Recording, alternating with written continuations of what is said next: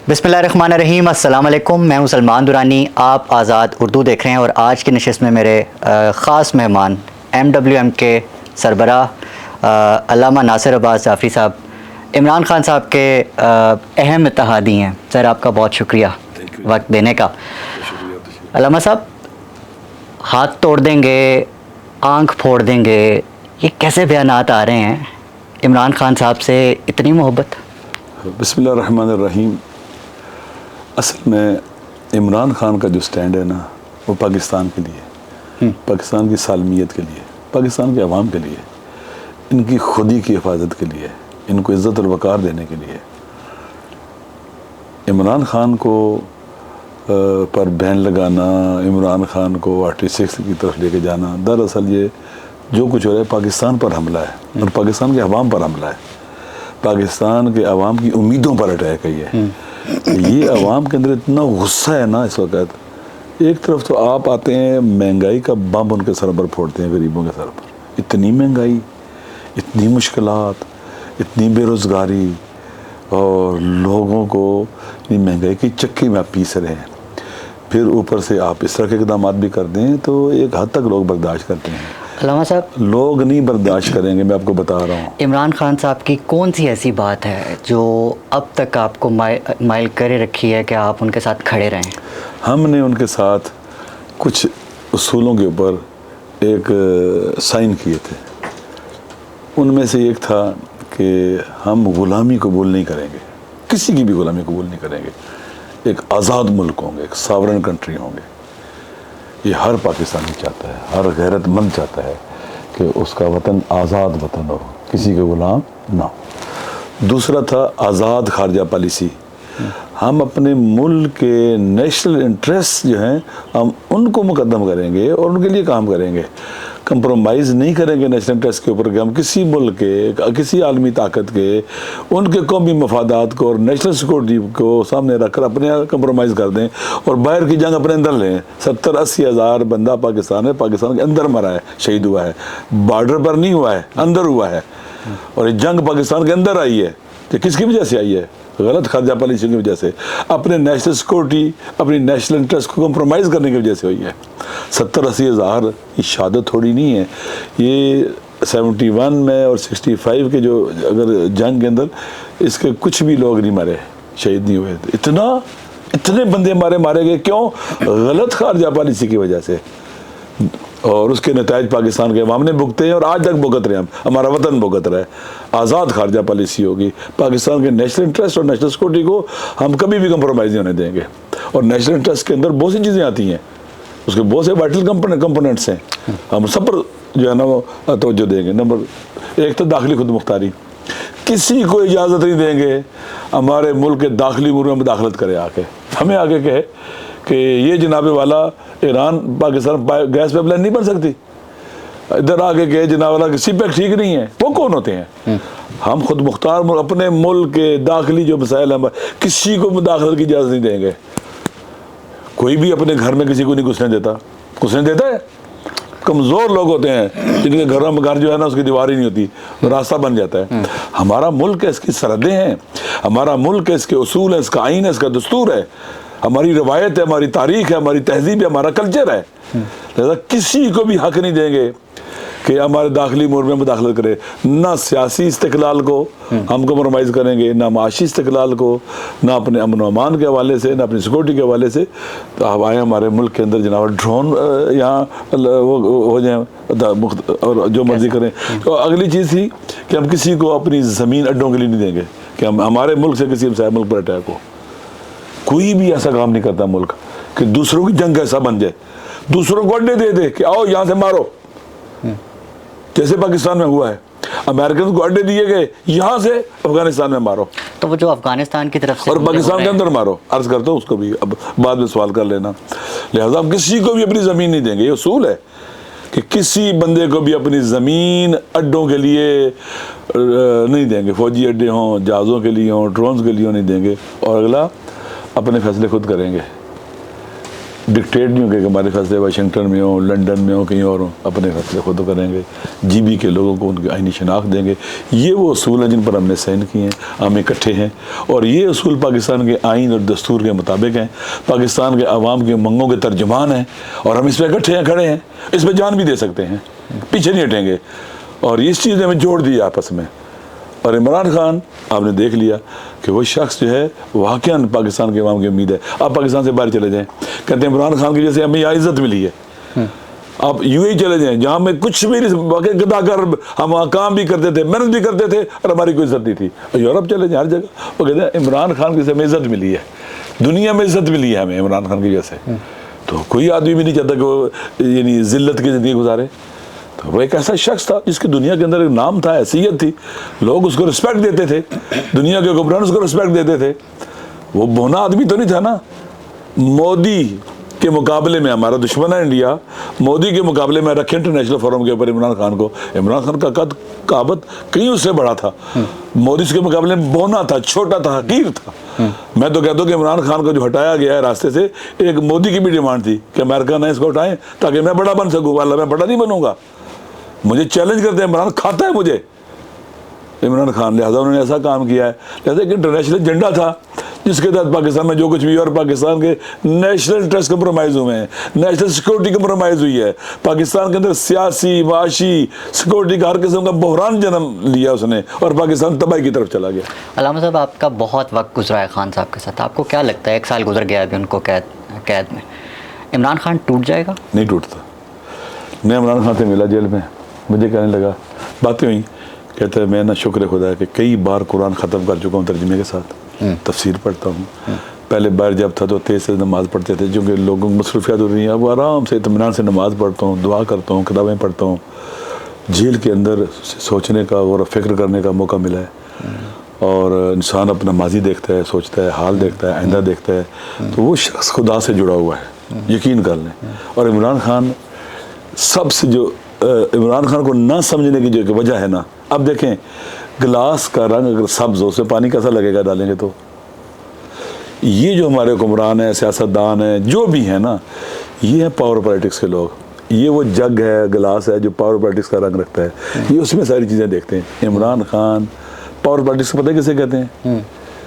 इक़्तिदार के हुसूल की जो जदोजहद की जाती है उसे कहते हैं पावर पॉलिटिक्स। हदफ इक़्तिदार का हुसूल होता है, हर हाल में इक़्तिदार को पाना है, करप्शन करनी पड़े, फ्रॉड करना पड़े, धोखा देना पड़े, रिगिंग करनी पड़े, बंदे मारने पड़े, कुछ भी हो जाए, हमने इक़्तिदार को अपने हाथ में रखना है। जैसे फ़िरौन पावर पॉलिटिक्स करता था, Namrud power politics, Yazid power politics. Power politics की कोख से जुल्म, फसाद, करप्शन, कत्ल गारत गरी, तमाम बुराइयाँ पावर पॉलिटिक्स की कोख से जन्म लेते हैं। अमेरिका पावर पॉलिटिक्स करता है, इसराइल सारे देखें बच्चों को मार रहे हैं, कत्ल कर रहे हैं, इस्तेसाल करते हैं, सेंक्शन लगाते हैं, अपने आप को ताकतवर रखने के लिए, अपनी हेजेमनी को बागी रखने के लिए जंगें कराते हैं, कत्ल गारत गरी करते हैं, एटम बम मारते हैं। इमरान खान पावर पॉलिटिक्स का बंदा नहीं है। वो पावर पॉलिटिक्स में क्या होता है, इक़्तिदार मकसद बन जाता है, टूल नहीं होता, वसीला नहीं होता अच्छाई के लिए, वसीला नहीं होता रूल ऑफ लॉ के लिए, वसीला नहीं होता लोगों को उनको हुकूक दिलवाने के लिए। क्या होता है, हमने हुकूमत करनी है, बस हम हैं। अब बजट जो बना है ये अवाम के लिए बना है, अवाम की तबाही बर्बादी के लिए बना है। इमरान खान पावर पॉलिटिक्स करने वाला बंदा नहीं है। अगर वो पावर पॉलिटिक्स वाला बंदा होता, उसको गोलियां लगी, पाकिस्तान से भाग जाता, कहता जिंदा रहूंगा तो इक़्तिदार मिलेगा ना, उसको जेल में लेके गए, कंप्रोमाइज करता, बाहर चला जाता, कि उसको प्लेटलेट्स गिर जाते उसके, उसका कुछ और हो जाए। वो पावर पॉलिटिक्स का बंदा नहीं है। वो ये क्या कहता है, मैं मर जाऊंगा, कंप्रोमाइज नहीं करूंगा, पीछे नहीं हटूंगा। क्यों? हाँ, अगर पावर पॉलिटिक्स का बंदा था वो कर जाता। इमरान खान के साथियों को भी, उसके MNAs को भी, उसके सेनेटर्स को भी, सब लोगों को समझना चाहिए कि इमरान खान पावर पॉलिटिक्स का बंदा नहीं है, वो इक़्तिदार का भूखा नहीं है। अगर इक़्तिदार का भूखा होता तो अपने आप को बचाता, वो अपनी जान देने को तैयार है इस वतन के लिए, क्योंकि इक़्तिदार को वसीला समझता है रूल ऑफ लॉ के लिए, आइन की गुमरानी के लिए, लोगों को उनके हुकूक दिलवाने के लिए, आदिल के नफाज के लिए। अच्छा अल्लामा साहब, एक इसी के पेश नज़र एक अहम बयान आता है, कालम दीन है इंजीनियर अली मोहम्मद मिर्ज़ा साहब, वो फरमाते हैं कि इमरान खान साहब का जेल से ज़िंदा बाहर बचकर आ जाना मुल्क की स्टेबिलिटी के लिए बेहतर नहीं है। देखो, वैसे ना मुझे अफसोस के साथ कहना पड़ता है कि जो उसका फील्ड है उसी में बातें करे तो अच्छा है मेरे ख्याल में।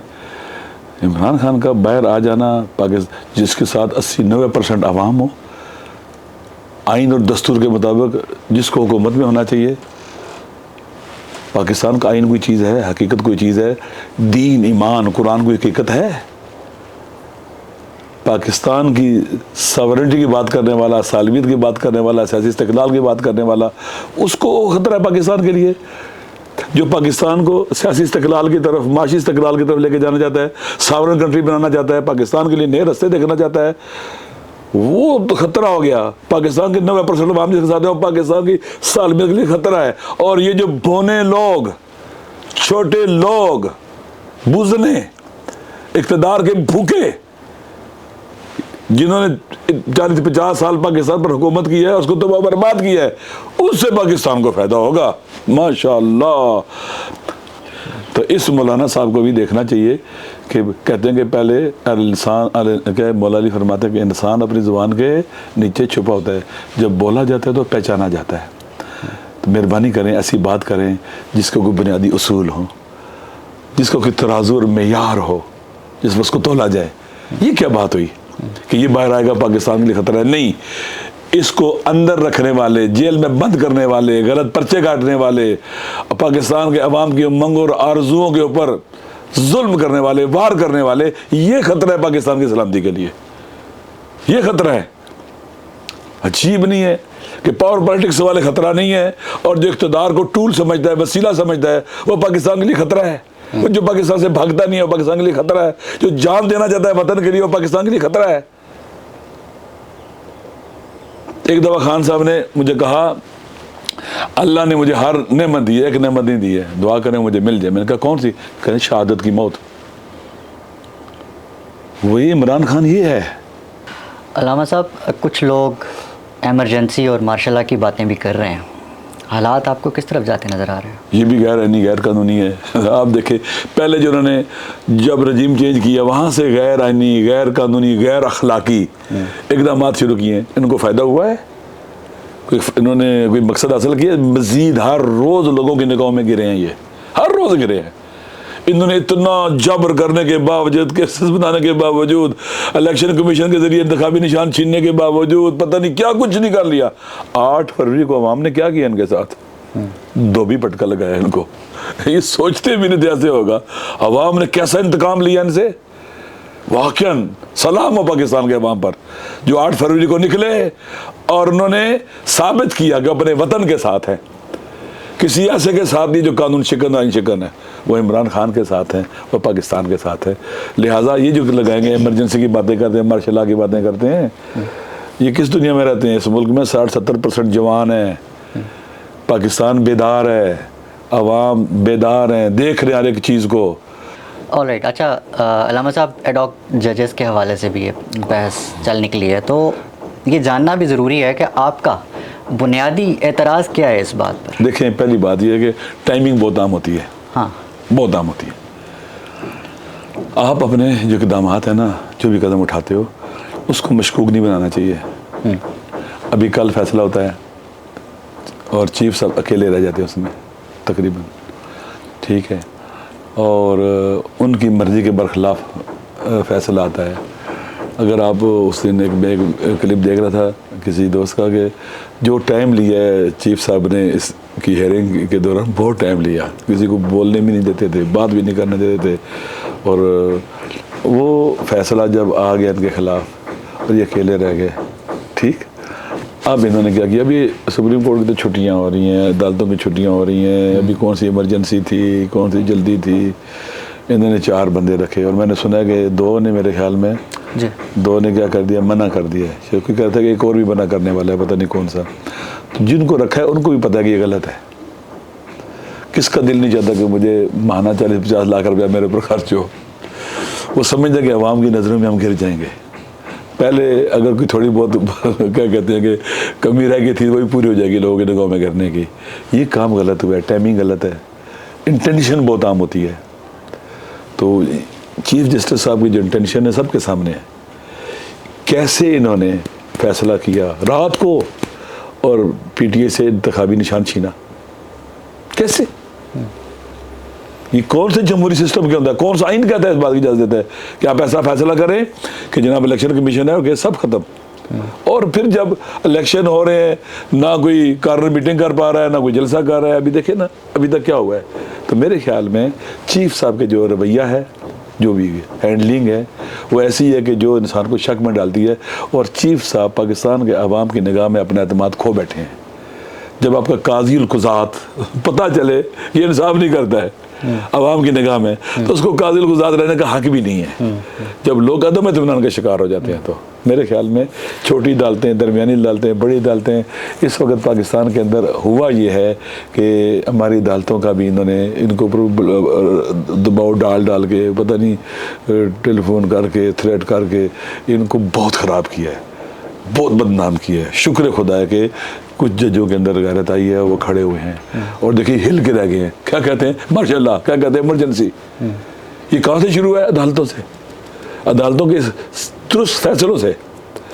इनको लाकानूनी चाहिए, कानून दुरुस्त, आइन की हुक्मरानी नहीं चाहिए इनको। जैसा कहते हैं हम इमरजेंसी लगाएंगे, हम मार्शल लॉ लगाएंगे। आप जो मार्शल लॉ लगाएंगे, खुदा न खासा इमरजेंसी लगाएंगे, पहले अपने आप पर कुल्हाड़ी मार रहे हैं, अपने पाँव पर, खुद जनी से कहते हैं, खुद को मारना कहते हैं। अच्छा। और इसके नतीजे ऐसे निकलेंगे, ऐसे भयानक निकलेंगे, कोई सोच भी नहीं सकता।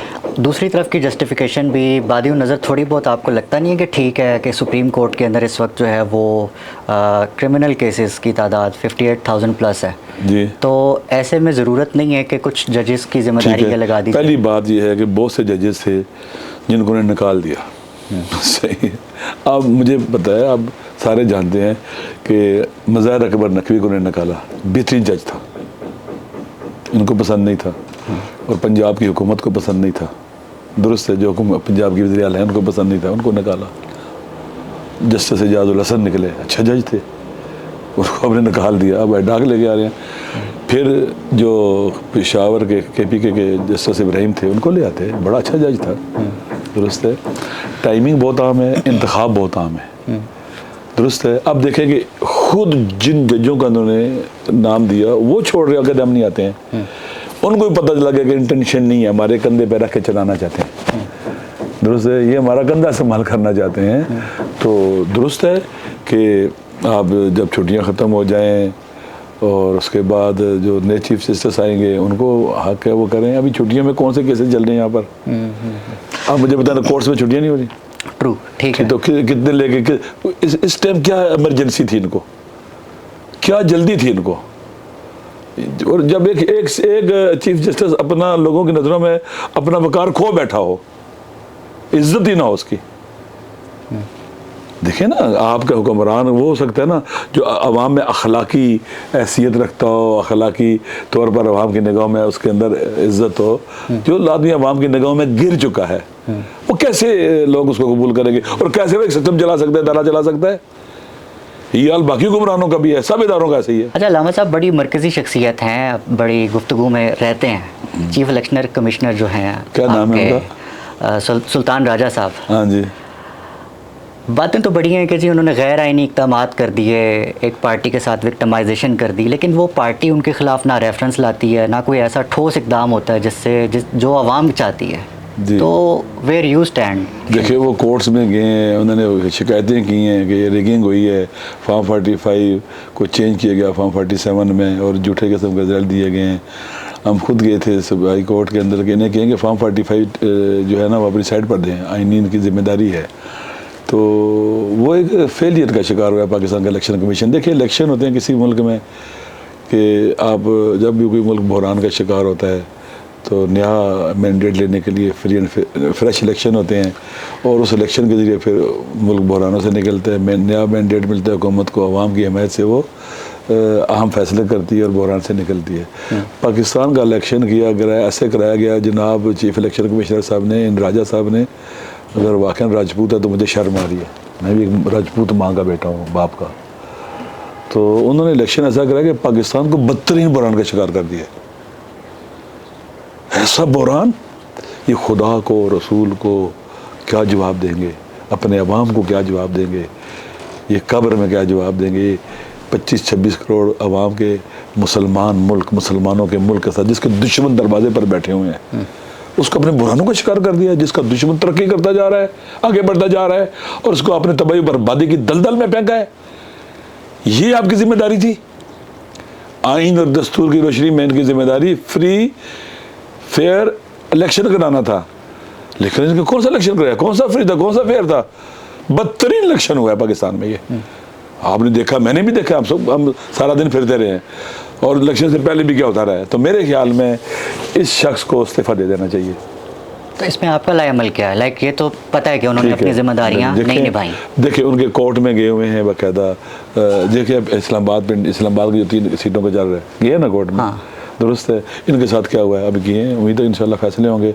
अब आस्ते आस्ते चीज़ें बेहतर होने की तरफ जा रही हैं, और अगर जुडिशरी ने सही फैसले किए तो हर चीज़ रिवर्स हो जाएगी। अलामा साहब, जो अंडरस्टैंडिंग इमरान खान साहब की MWM के साथ थी इलेक्शन से पहले, एक फ़ैसला भी सामने आया था कि जो इल्हाक होगा, किस तरह से जो है वो सीट एडजस्टमेंट होगी, और किस तरह से जो PTI के लोग हैं वो MWM का प्लेटफॉर्म इस्तेमाल करेंगे। आपको नहीं लगता कि अगर वो ऑप्शन ले लिया होता तो आज मखसूस नशिस्तों वाला मामला जो है वो इतना बड़ा मसला ना बनता? देखें, ये PTI की अपनी जो है ना फैसला उनका अपना होना चाहिए ना। इमरान खान साहब से मेरी इस मसले पर कोई बात नहीं हुई थी कि वो हमारी पार्टी ज्वाइन करेंगे। वो लोग, ये PTI के लोगों ने कहा कि इमरान खान साहब ये चाहते हैं। हमने कहा जो वो चाहते हैं बिस्मिल्लाह, हम हाजिर हैं साथ देने, मुश्किल में हम साथ हैं आपके। कोई शरायत, हमने कहा कोई शरायत नहीं। कोई आपको कुछ चाहिए? हमने कहा हमें कुछ नहीं चाहिए। क्यों?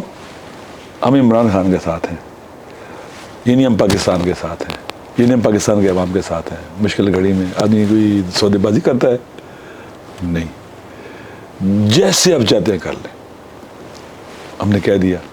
बाद में उन्होंने तरजीह दी कि किसी और का इंतखाब, यानी मुश्किल का शिकार हो गए थे। PTI नजरियाती की तरफ गए, वो भी गए, वो भी नुकसान हो गया उनका।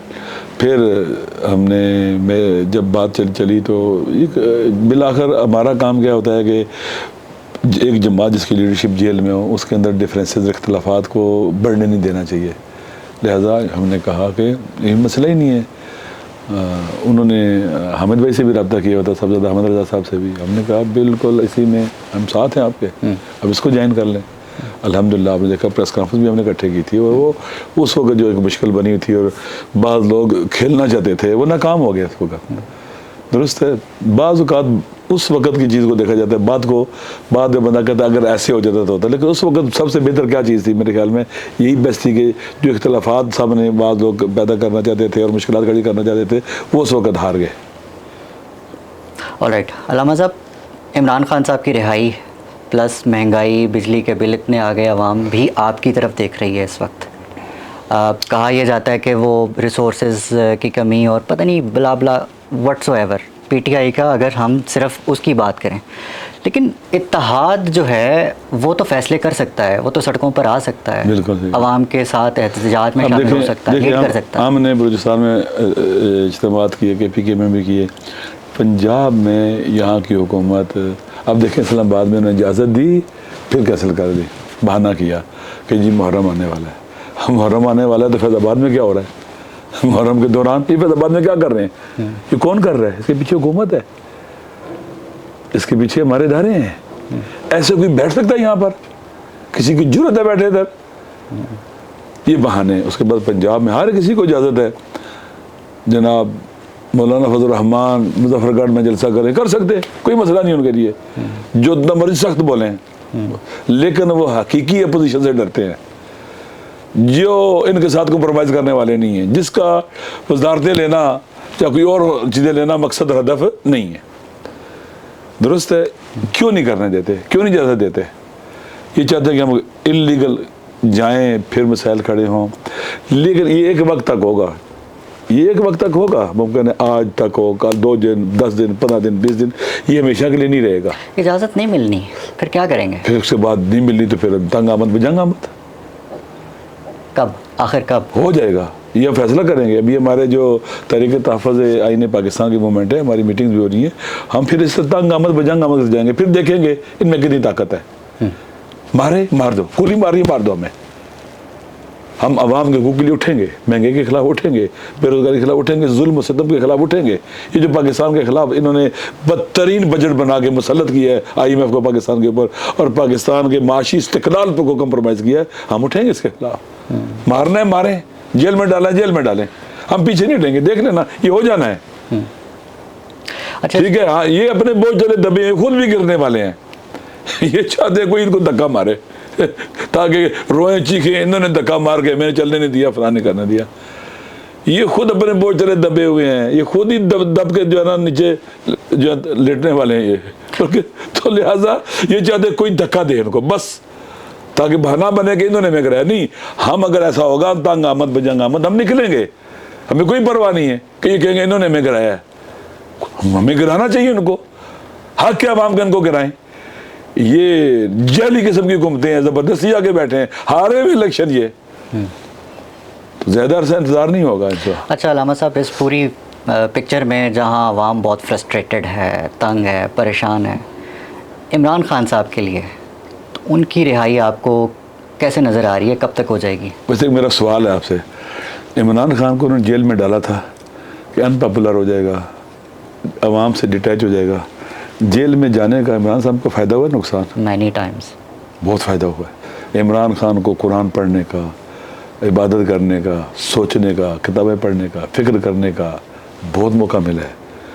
पॉलिटिकल लीडरशिप जब जेल में जाती है बहुत सीखती है, बहुत मैच्योर हो जाती है। और इमरान खान बहुत ताकतवर हो गया है, बहुत ताकतवर हो गया है। इंशाअल्लाह वो ज़्यादा देर नहीं रह सकता, उसको नहीं रख सकता, ये इनमें जान ही नहीं है।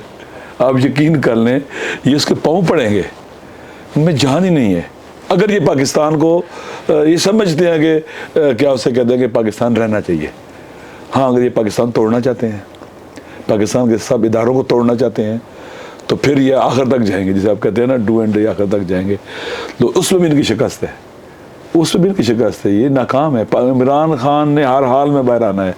अल्लाह ने कहा है इसबिरू इन्नल्लाह या फसबिरू इन्नल्लाह मअस-साबिरीन, तुम सब्र करो। सब्र का माना पता है, तुम डटे रहो, अल्लाह डट जाने के वालों के साथ है। मैं पाकिस्तान की आवाम से कहता हूँ, जवानों से कहता हूँ, अपनी माओं बहनों और बेटियों से कहता हूँ, सब पाकिस्तानियों से कहता हूँ कि आप डटे रहो। जब डट जाओगे, सब्र का माना डट जाना है, सर झुकाना नहीं है, सर उठाना है। डटे रहो, इन्नल्लाह मअस-साबिरीन, अल्लाह साबिरों के साथ है। अभी यास्मीन राशिद सब्र कर रही है, डटी हुई है, हिम्मत नहीं आ रही। आलिया हमजा डटी हुई है, एजाज चौधरी डटा हुआ है, उमर सरफराज चीमा डटा हुआ है। ये 10-12 हज़ार डटे हुए हैं, जिन पर फौजी अदालतों में जाके उन्होंने केस बनाए, ये डटे हुए हैं। पाकिस्तान के इमाम डटे हुए हैं। अगर डटे हुए ना होते तो 8 फरवरी को खामोश इनकलाब ना लाते। ये डटे हुए हैं, पीछे नहीं हट रहे। जब सब्र करेंगे, अल्लाह साबिरों के साथ है। कुरान में आप जहाँ पढ़ें, अल्लाह ने कहा कि अगर साबिर होगे, डटे रहोगे तो कामयाब हो जाओगे, थोड़े भी हो तो कामयाब हो जाओगे। तो लिहाजा इस वक्त अवाम नहीं हारी है, अवाम डटी हुई है पूरे मुल्क के अंदर, इनके पीछे नहीं जा रही है, इनके ऊपर यकीन नहीं रखती, एतमाद नहीं करती। यकीन कर लें, मैंने शायद पहले भी कहा अभी कि एक दफ़ा ये बाहर निकले अवाम में, माशाअल्लाह, उधर से इमरान खान को भी निकाल दें अवाम में, इधर से कराची से या इधर से इमरान खान चले, इधर से इनको चलाएँ। आप देख लें क्या होगा। इनके गले में लोग जूतों के हार डालेंगे और इमरान खान के गले में लोग फूल डालेंगे, इज्जत करेंगे, सर पर बैठाएंगे, आंखों में बैठाएंगे, दिलों में बैठाएंगे। ये फ़र्क है। एक शख्स ऐसा है कि इसको पाकिस्तान को ज़रूरत नहीं है। एक नेशन बिल्डिंग के लिए पॉपुलर पॉलिटिकल लीडरशिप बहुत ज़रूरी होती है। इमरान खान एक कौम बना सकता है। यहाँ सारे इकट्ठे हैं, बलोच हैं, सिंधी हैं, महाजर हैं, पश्तून हैं, पंजाबी हैं, सराइकी हैं, कश्मीरी हैं, गिलगिती बल्ती, शिया, सुन्नी, अहले हदीस, देवबंदी, सारे इकट्ठे हैं सुन्नी। लिहाजा एक नेशन बिल्डिंग भी एक पॉपुलर पॉलिटिकल लीडरशिप कर सकती है। उसके जो ज़रूरी चीज़ें हैं उनमें से एक आम चीज़ क्या है, पॉपुलर पॉलिटिकल लीडरशिप इकट्ठा कर सकता है। अलामा साहब, थैंक यू वेरी मच, आपके वक्त का बहुत शुक्रिया। Thank you.